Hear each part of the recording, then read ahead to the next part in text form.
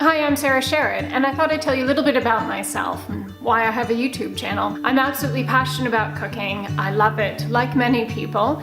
I studied at Cordon Bleu in London and worked for a little bit as a food stylist for some television shows in England. Myself, I'm living in very rural France in the countryside with 3 big dogs, 2 adorable children, 7 very happy free-range chickens. You might have found out about me from my TV show that I did. It's called UpRooted with Sarah Sharratt.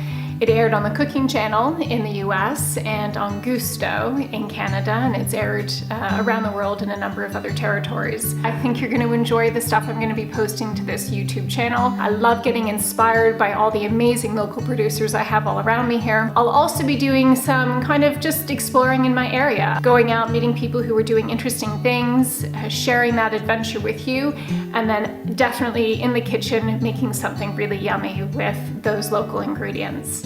Anyway, I hope you'll subscribe and follow along with this little adventure. And of course, if you have any comments or questions, always feel free to leave them below. I love hearing from all of you.